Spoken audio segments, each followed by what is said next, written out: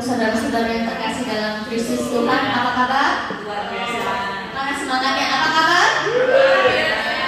Luar biasa. Pada hari ini, seberapapun kita yang ada di sini dan juga teman-teman yang sedang menonton secara online, mari kita siapkan hati kita pada hari ini. Saat ini kita mau memuji Tuhan, kita mau memuliakan Tuhan kita sebab Dia sungguh luar biasa. Dia baik dalam setiap kehidupan kita, setiap berkat, setiap kesehatan, setiap perlindungan yang Tuhan berikan itu semua karena kasih Tuhan buat hidup kita. Amin. Amin. Mari kita siapkan saat ini hati kita untuk kita berdoa bersama-sama sebelum kita memulai ibadah pada pagi hari ini. Bapa, terima kasih Tuhan karena kami boleh ada di tempat ini. Itu semua karena anugerah Tuhan, itu karena kebaikan Tuhan, itu karena kasih Tuhan dalam setiap kehidupan kami. Kami bersyukur Tuhan kami punya Tuhan seperti Engkau. Kami bersyukur kami punya Bapa seperti Engkau. Biar saat ini Tuhan Engkau memberkati ibadah kami saat ini. Dari awal pertengahan hingga akhirnya. Biar saat ini kami bawa setiap pujian kami, bawa setiap hati kami, penyembahan kami di hadapan Tuhan. Kami semua berikan yang terbaik bagi Tuhan. Karena kami percaya Tuhan hanya Engkau yang dimuliakan, hanya Engkau yang diagungkan, hanya Engkau yang ditinggikan dalam setiap kehidupan kami.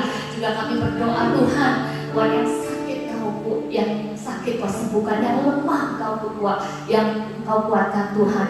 Biarlah ya Tuhan saat ini, karena kami percaya Engkau kekuatan dalam setiap hidup kami. Engkaulah ya Tuhan perlindungan kami.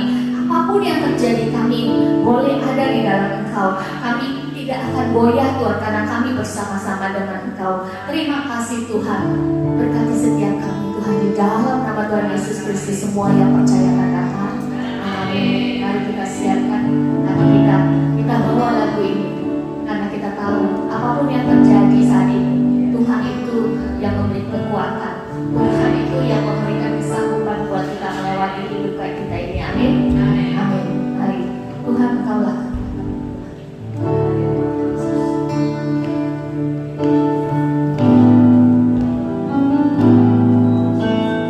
Engkaulah kekuatanku.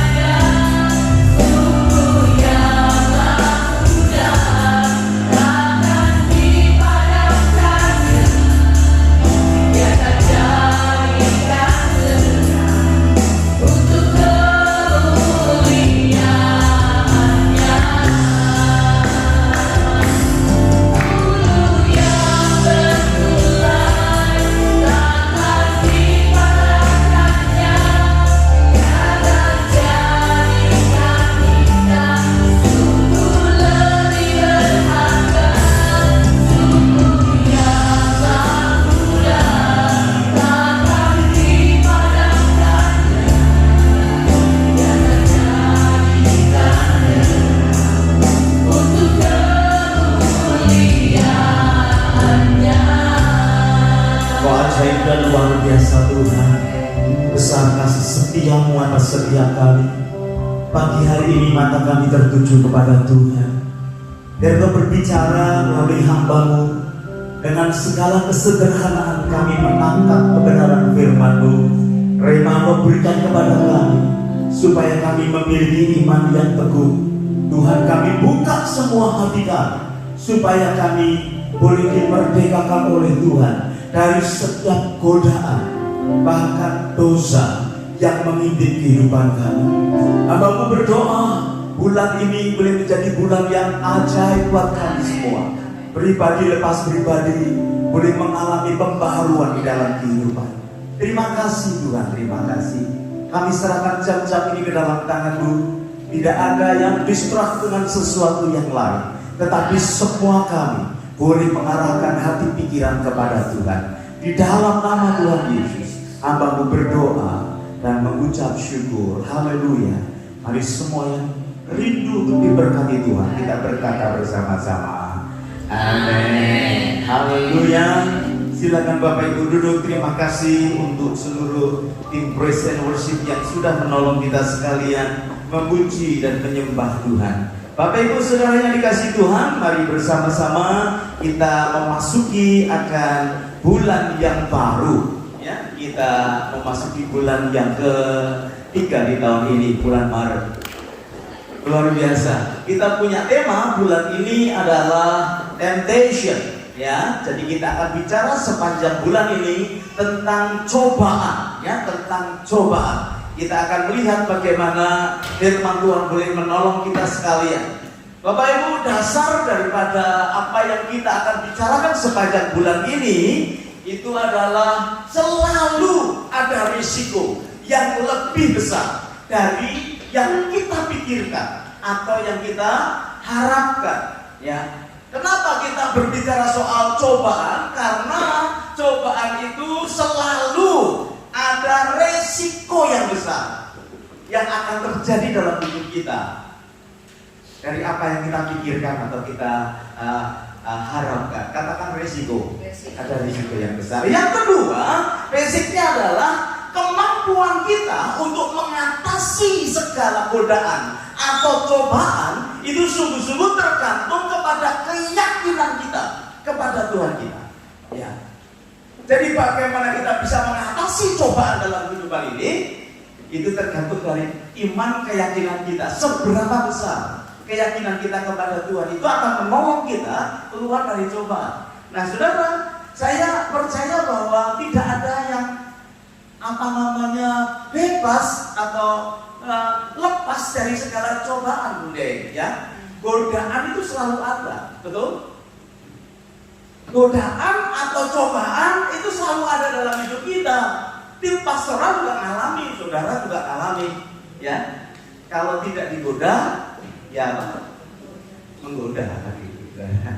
Godaan itu nanti saudara akan melihat kita akan menghasilkan sesuatu yang kurang baik. Coba perhatikan yang Yakobus pasal 1 ayat yang ke-13. Kita lihat ya, Yakobus pasal 1 ayat yang ke-13. Yakobus 1 ayatnya yang ke-13. Apabila seorang dicobai, kata apabila itu artinya semua kita bisa. Ya, apabila seorang dicobai, janganlah ia berkata percobaan ini datang dari Allah, sebab Allah tidak dapat dicobai oleh yang jahat dan ia sendiri tidak mencobai siapapun. Tetapi setiap orang dicobai oleh keinginannya sendiri karena ia diseret dan dipikat olehnya. Ayat yang ke-15, dan apabila keinginan itu telah dibuai, ia melahirkan dosa, dan apabila dosa itu sudah matang, ia melahirkan maut. Katakan maut. Nah, kita akan berbicara hari ini Bapak Ibu tentang seorang yang bernama Lot, ya. Karena ini serial yang pertama, saya mau sampaikan kepada saudara ada yang disebut dengan lingkaran godaan, ya. Ada beberapa level sampai godaan itu menjadi maut dalam hidup kita. Kita akan lihat ada level menggoda, kemudian ada level logika, kemudian ada level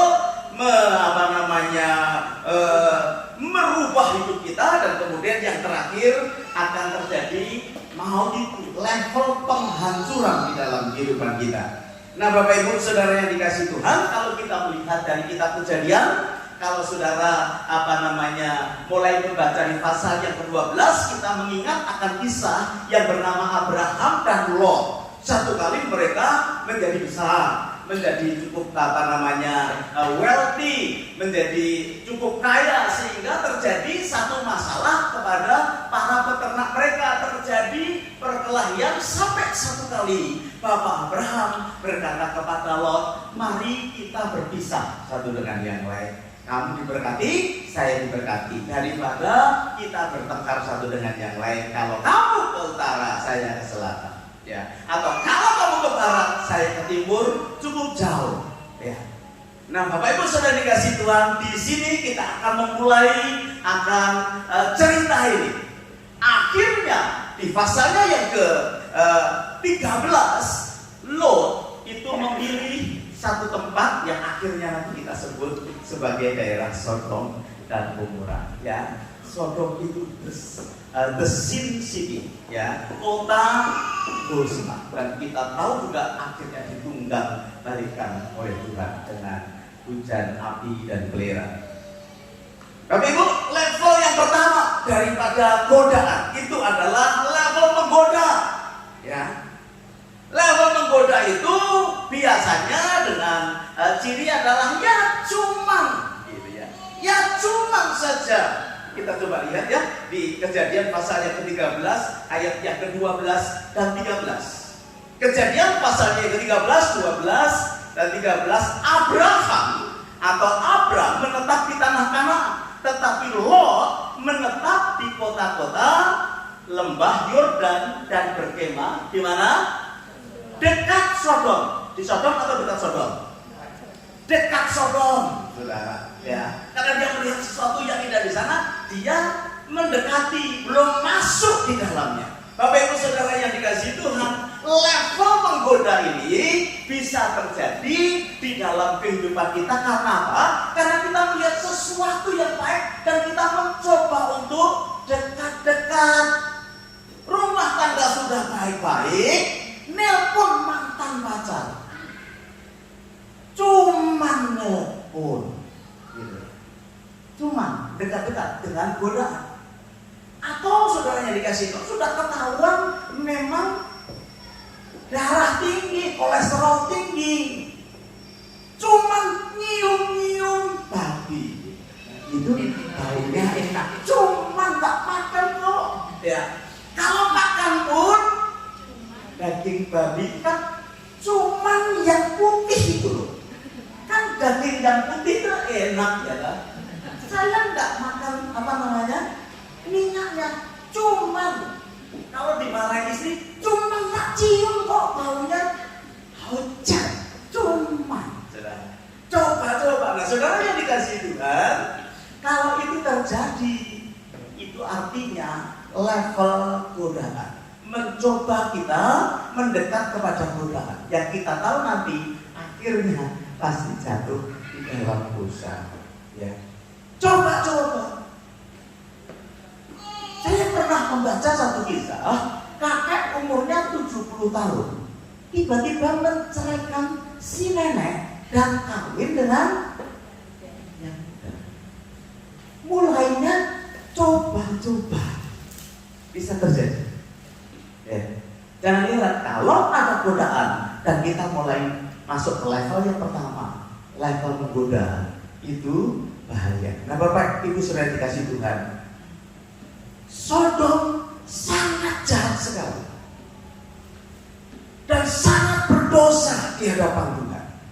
Nah, kata dosa itu baru kita pelajari minggu ini. Masih ingat dosa artinya apa? Mandarina apa? Marina dari apa? Melanggar perintah Tuhan. Ibu bilang dosa apa itu?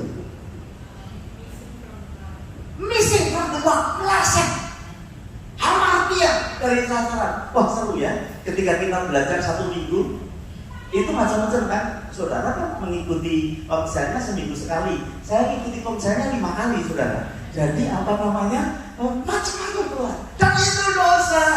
Dan dosa tadi dikatakan menghasilkan maut di dalamnya. Dimulainya dari godaan. Level pertama, level menggoda. Semua yang baik, semua yang indah sepertinya menggoda kita. Perhatikan Bapak Ibu Saudara yang dikasihi Tuhan, jangan mendekat kepada godaan. Level yang kedua, saya sebut sebagai level logika.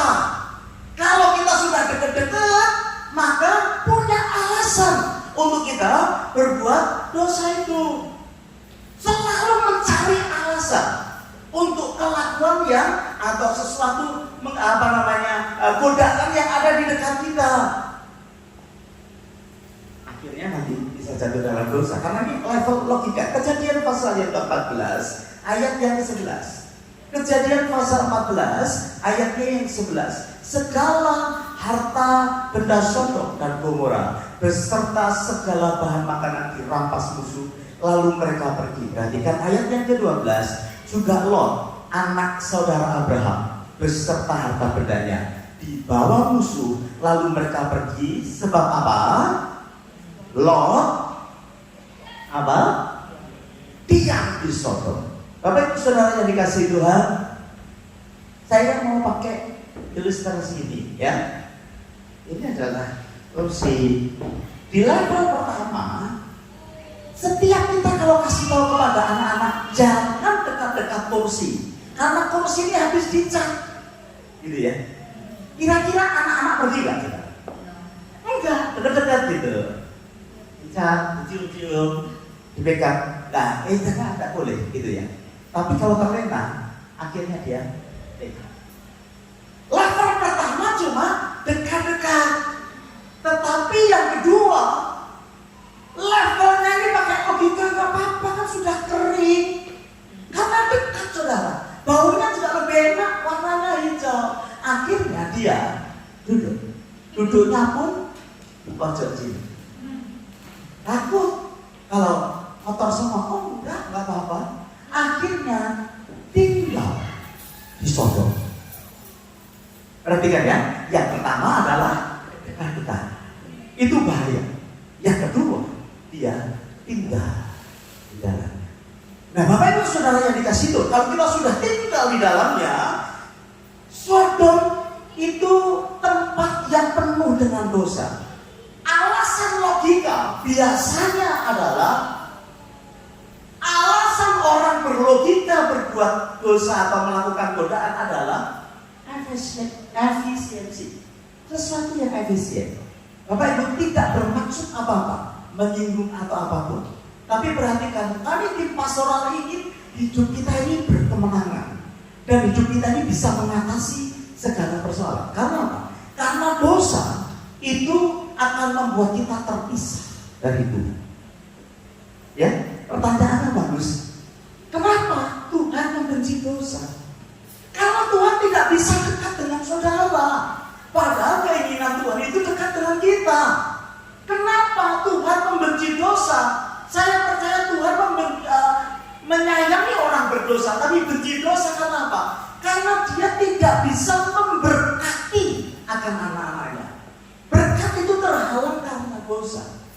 Nah, Bapak Ibu Saudara yang dikasihi Tuhan, level logika ini selalu alasannya kalau di luar negeri adalah efisiensi. Maaf bicara. Dia datang ke Australia, kemudian kita sama-sama belajar, kemudian kita ketemu sama pacar kita, dan kita jatuh cinta, dan kita berkata, saya pasti mengawinimu. Gitu ya. Mau. Kalau ada cewek jatuh cinta, kemudian si pacarnya berkata, "Do you want to marry me?" Sama-sama jatuh cinta. Jawabannya bagaimana? Hah? Yes itu. No. Jawabannya gitu. Yes.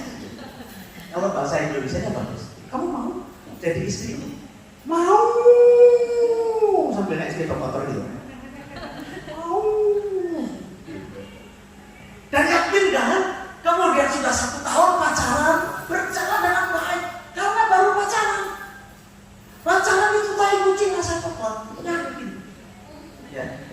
Tapi kalau sudah menikah, kalau salah coklat rasa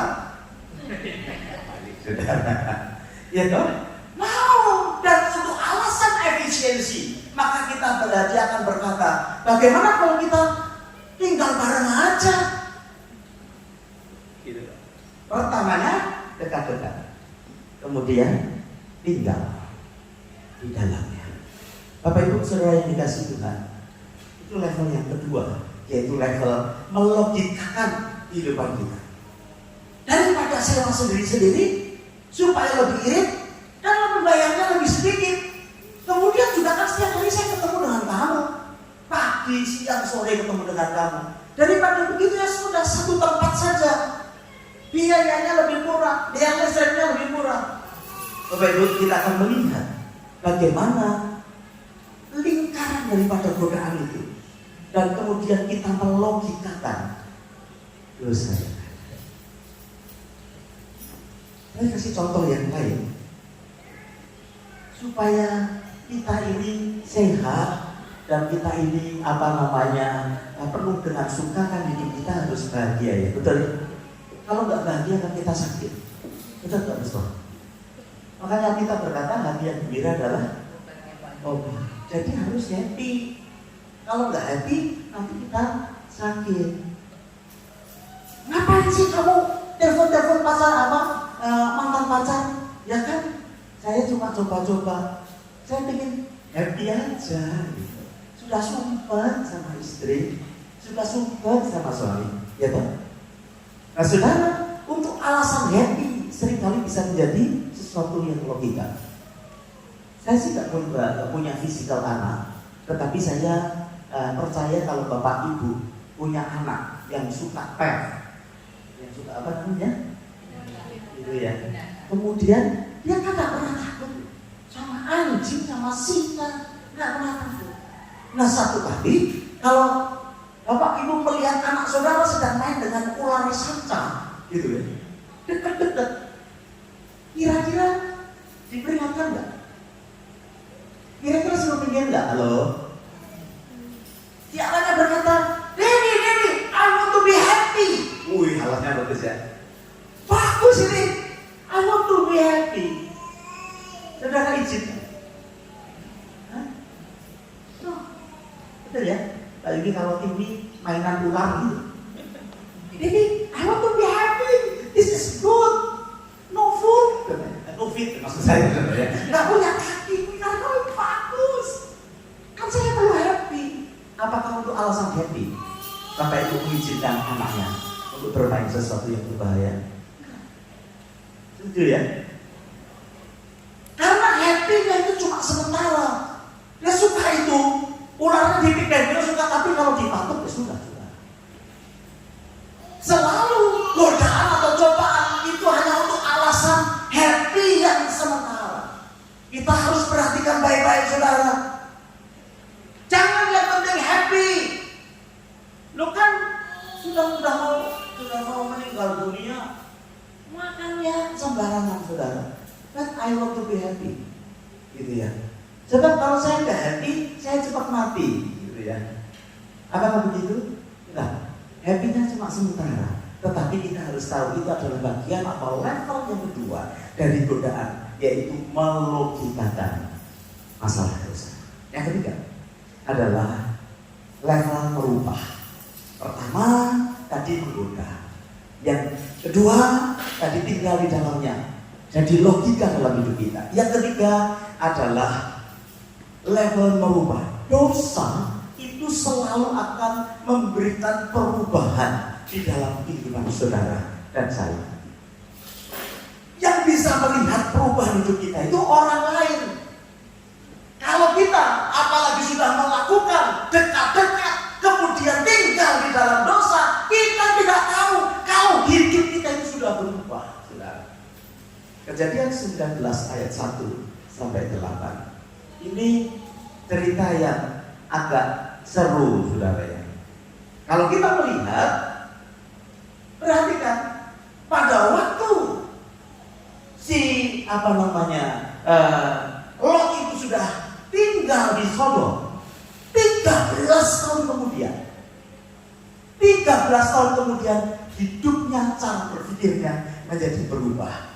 Ayat 1. Kedua malaikat itu tiba di Sodom pada waktu petang dan Lot, perhatikan, sedang duduk di pintu gerbang Sodom, dan ketika melihat mereka, bangunlah ia menyongsong mereka, lalu sujud dengan mukanya sampai ke tanah. Kalau saudara perhatikan yang terjadi pada Lot, Lot itu sudah mulai menduduki satu posisi yang tinggi di Sodom. Karena hanya orang-orang atau petinggi-petinggi kota yang boleh duduk di pintu gerbang satu kota pada waktu itu. Karena dia akan menjadi penasehat, dia akan menjadi guidance, dia akan menjadi contoh daripada orang-orang yang tinggal di kota itu. Ayat yang kedua berkata, Lot berkata, Tuhan, silahkan singgah di rumah hambamu ini, bermalamlah di sini dan basuhlah kakimu, maka besok pagi-pagi Tuhan boleh melanjutkan perjalanan. Jawab mereka, tidak, kami akan bermalam di tanah lapang. Tetapi karena ia sangat mendesak mereka, singgahlah mereka dan masuk ke dalam rumahnya. Kemudian ia menyediakan hidangan bagi mereka. Ia membakar roti yang tidak beragi, lalu mereka makan. Ayat yang keempat, tetapi sebelum mereka tidur, perhatikan ini kejahatan Sodom. Orang-orang laki dari kota Sodom itu, dari yang muda sampai yang tua, bahkan seluruh kota tidak ada yang terkecuali datang mengepung rumah itu. Semua laki-laki yang muda yang tua mendatangi rumahnya si Lot. Mereka berseru pada Lot, di manakah orang-orang yang datang kepadamu malam ini? Bawalah mereka keluar kepada kami supaya kami apa? Supaya kami apa? Pakai mereka. Ayat asli berkata, have a son with him. Jadi saudara ya, dia tinggal di kota yang seperti begitu dan dia menjadi tua-tua di kota itu. Pikirannya berubah. Perhatikan. Ayat yang ke-6, lalu keluarlah Lot menunggu mereka ke depan pintu, tetapi pintu ditutupnya di belakangnya, dan dia berkata, saudara-saudaraku, berpikirnya dia, saudara-saudaraku, janganlah kiranya berbuat jahat. Kamu tahu aku mempunyai 2 orang anak perempuan yang belum pernah dijamah laki-laki, virgin, masih gadis. Biarlah mereka aku bawa keluar kepadamu, perbuatlah kepada mereka seperti yang kamu pandang baik. Hanya jangan kamu apakan orang-orang ini, sebab mereka memang datang untuk berlindung di dalam rumah. Misalnya sepertinya biasa. Pertanyaan saya, siapa yang mau jadi anak perempuannya Lot? Kemudian, lagi sampai bilang seperti begitu, sudah berubah caranya. Karena tinggal 13 tahun di kota yang jahat seperti begitu, sudah tidak ada hati nurani lagi melepaskan.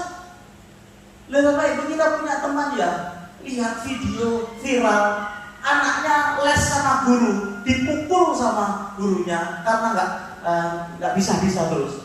Dia berkata, kalau itu anak saya tuntut.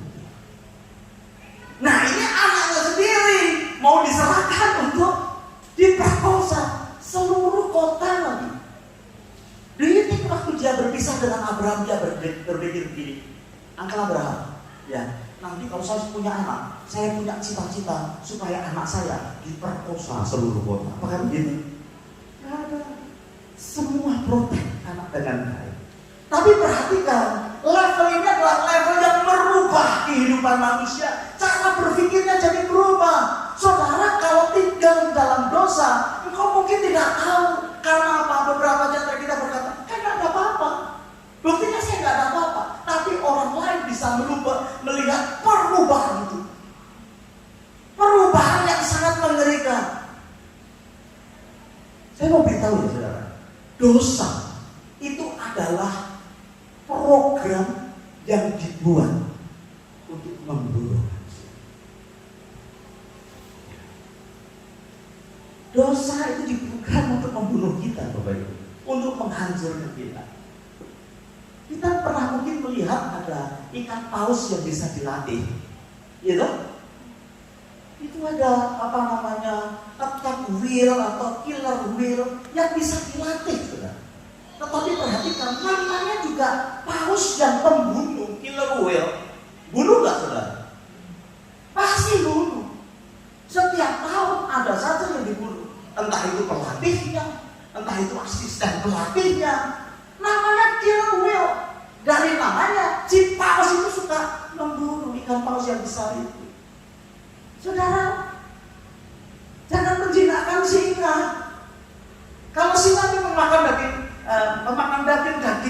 jadi makna.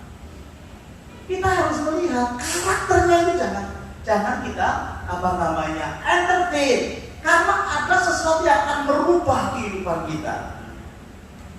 Nah, dosa itu adalah satu program yang dipakai untuk membinasakan kita. Karena tadi berkata, kalau kita masuk dalam dosa, akhirnya mengalami maut. Roma pasal 23 berkata, upah dosa itu apa? Maut. Perhatikan level yang terakhir, yaitu level penghancuran. Ya.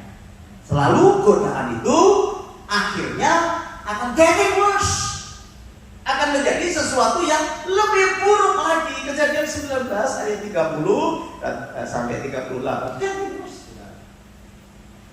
Saya baca dari ayat yang ke-22, marilah kita minum anggur, marilah kita beri ayah kita minum anggur, lalu kita tidur dengan dia, supaya kita menyambung keturunan dari ayah kita. Coba itu, getting worse. Keluarganya jadi tambah berantakan, ya. Kedua anaknya melakukan sesuatu yang tidak baik, dikasih minum anggur ayahnya, kemudian have sex dengan ayahnya supaya menghasilkan keturunan. Yang pertama kakaknya dulu, ya. Alkitab sih berkata sepertinya si Lot nggak tahu apa-apa, tiba-tiba dua anaknya hamil dan kemudian menghasilkan dua bangsa yang luar biasa, ya, Amon dan Ahab. Ayat 38 yang pertama Moab maksud saya.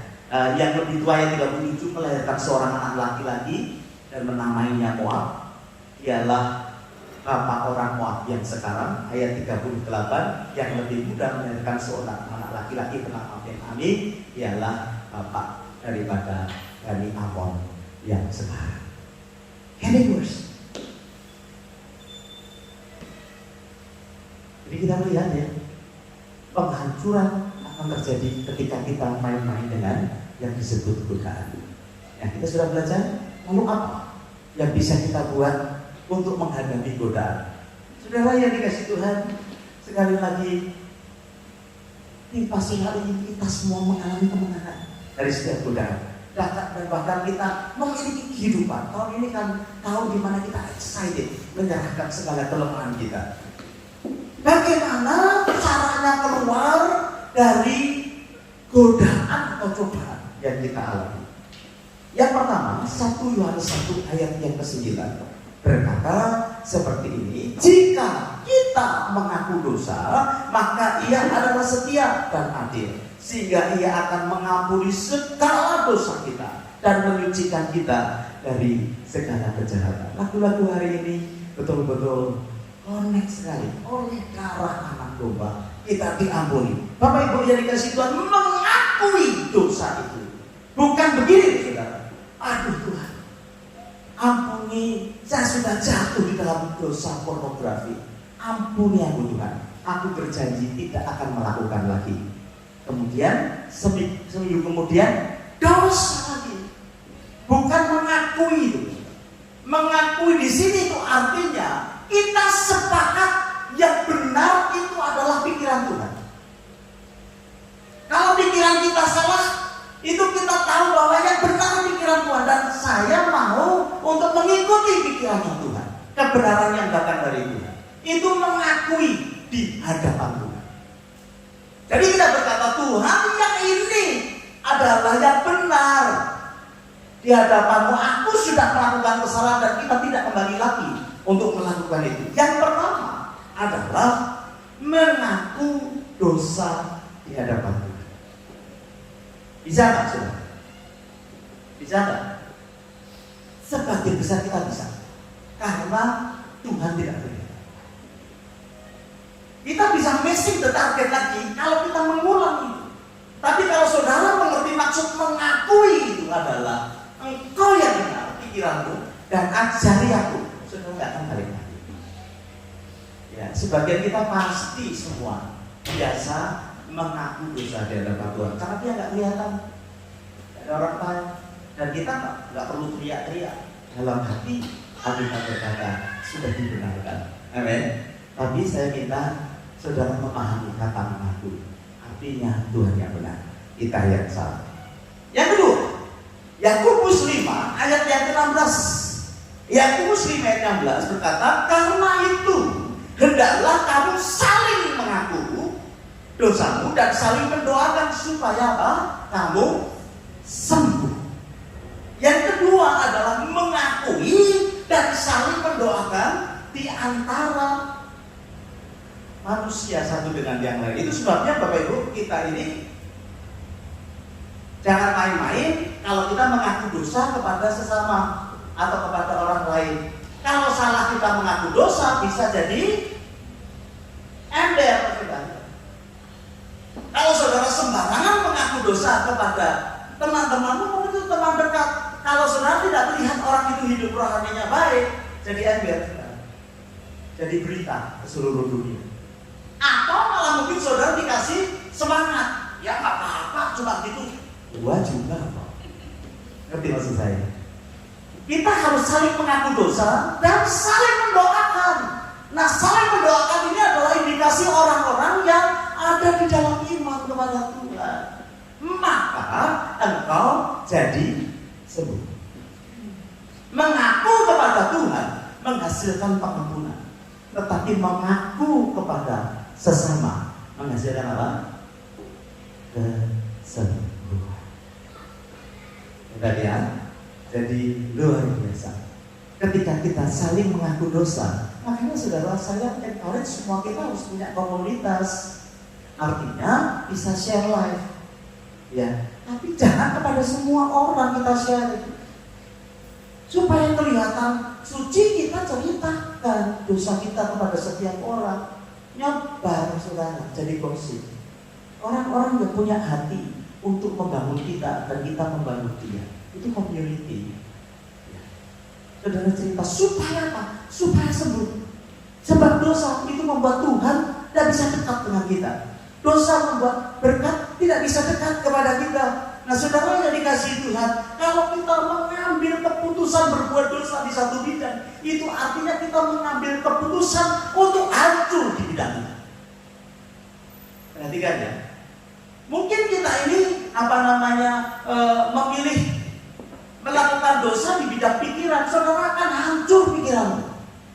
Atau saudara mau melakukan dosa di bidang apa? Financial, hancur pasti financial. Karena dosa itu adalah program yang dipakai untuk merusak dan menghancurkan kehidupan manusia. Kan masing-masing dosa kita berbeda kan ya. Ada yang dosa keuangan, ada dosa relationship, ada dosa mata. Yang kita nggak bisa berkata aku nih loh hebat. Nggak ada. Semua manusia sudah jatuh di dalam dosa dan kehilangan kemuliaan Allah. Kenapa jatuh? Karena dipilih tadi. Ini ada cobaan, kita pilih dekat-dekat. Ini ada cobaan, kemudian nggak ada apa-apa, mulai duduk di dalamnya, tinggal di dalamnya. Kemudian setelah duduk di dalamnya, merubah kehidupan kita, dan kemudian level terakhir di bagian itu kita pasti akan dihancurkan. Caranya bagaimana? Kalau sudah terikat oleh dosa yang mengikat dan menghancurkan di bagian itu. Yang pertama mengaku kepada Tuhan, yang berkata yang benar itu jalan Tuhan.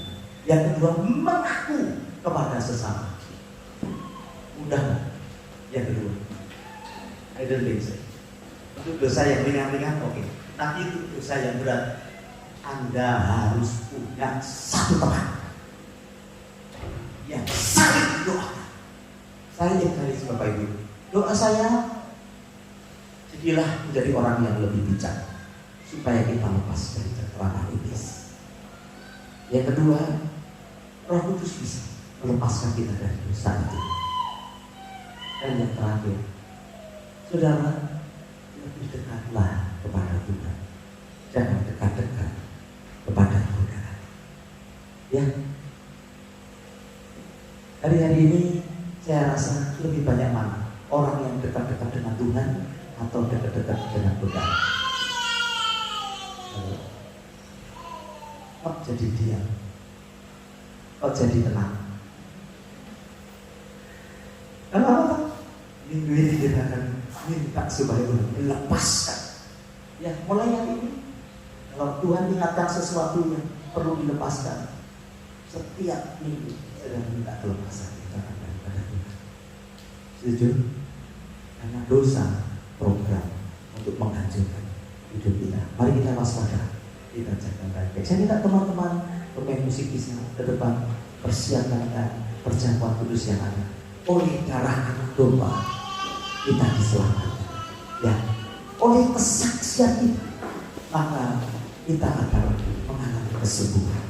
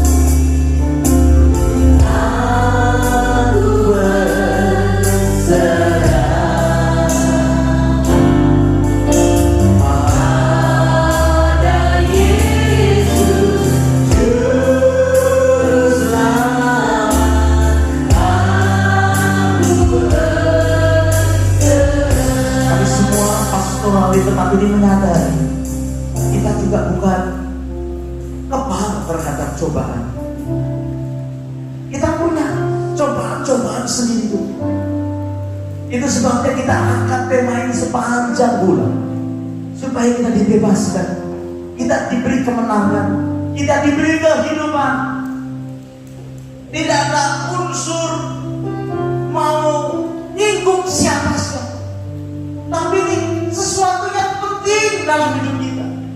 Kalau tidak, saudara, 5 tahun yang akan datang, hidupmu pasti berubah jadi buruk. Karena cobaan, godaan, dosa, itu dasarnya adalah kehancuran. Saya ingin kita bisa conquer itu masing-masing di dalam kelemahan kita. Iblis itu tahu, saudara, kelemahanmu. Dia tahu, dan di situ dia berjalan mengaum-ngaum untuk mengambil kesempatan. Sebelum kita masuk dalam perjamuan kudus, akui di hadapan Tuhan dosa kita hari ini. Mari kita bertobat bersama-sama.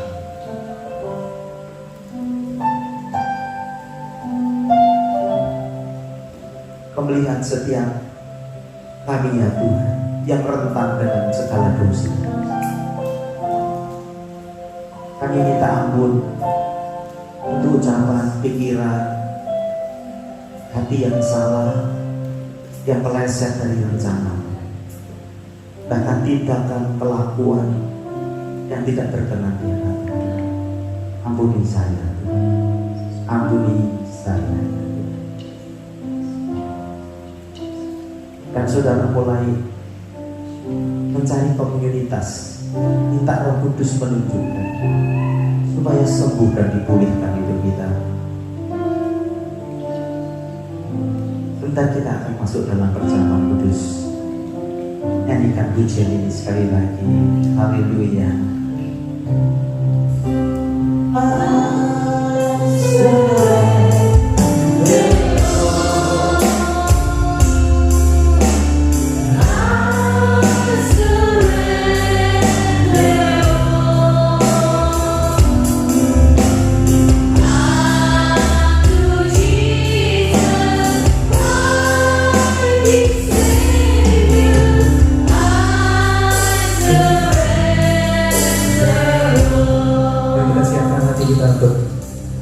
Perjamuan kudus ini. Semua sudah dapat, Bapak Ibu sekalian? Oke, mari kita angkat tangan roti di tangan kita. Sebab apa yang telah kuteruskan kepadamu telah kuterima dari Tuhan, yaitu bahwa Tuhan Yesus pada waktu ia diserahkan mengambil roti dan sesudah itu ia mengucapkan syukur atasnya. Ia memecah-mecahkannya dan berkata, Inilah tubuhku yang kuserahkan bagimu. Perbuatlah ini menjadi peringatan akan aku. Mari kita sama-sama di dalam nama Yesus.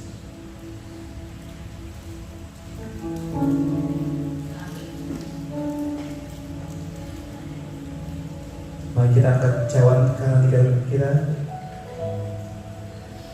Demikian juga yang mengambil cawan sesudah makan lalu berkata, cawan ini adalah perjanjian baru yang dimeteraikan oleh darahku. Perbuatlah ini setiap kali kamu meminumnya menjadi peringatan akan aku. Mari kita minum di dalam nama Yesus. Mari kita angkat kedua tangan kita nyanyikan, darahmu sucikanku. Ya Allah,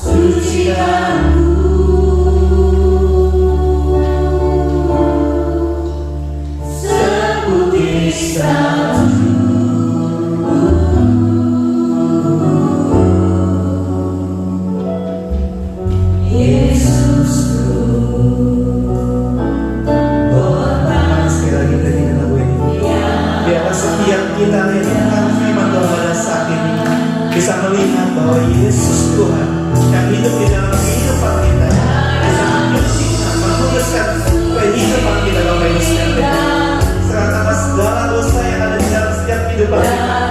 Karena kita percaya dengan darah Yesus yang bisa menyembuhkan, melukakan dalam setiap hati kami. Kami percaya setiap hati kami yang terluka, Engkau yang menyembuhkan itu doa.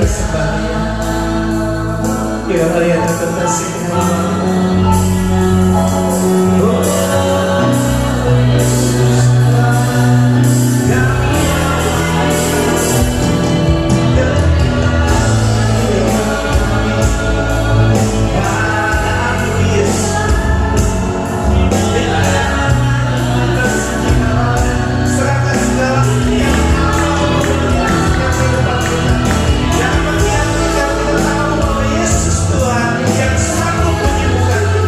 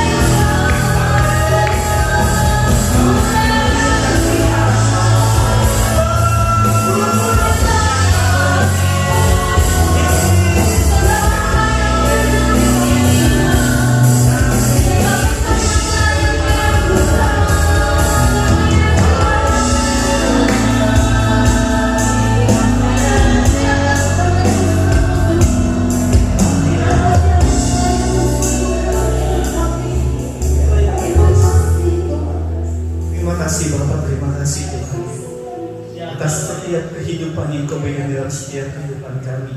Beda ya Tuhan. Hari lepas hari Tuhan, minggu lepas minggu Tuhan. Kami percaya Tuhan bahwa setiap biru-biru kuasa darah-Mu memberikan kami kekuatan, memberikan kami pemulihan Tuhan. Biarlah setiap kami hamba-hamba-Mu Tuhan, ajar kami tetap setia, ajar tetap kami Tuhan untuk total surrender di tahun yang baru ini. Terima kasih Bapa, hanya di dalam nama Yesus kami berdoa dan mengucap syukur. Yang percaya katakan amin.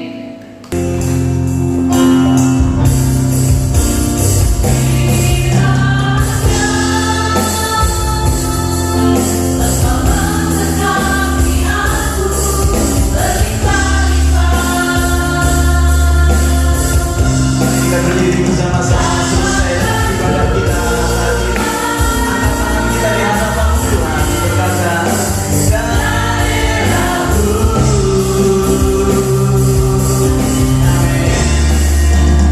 Kasih tanganmu menyertai aku dan melindungi aku daripada malapetaka.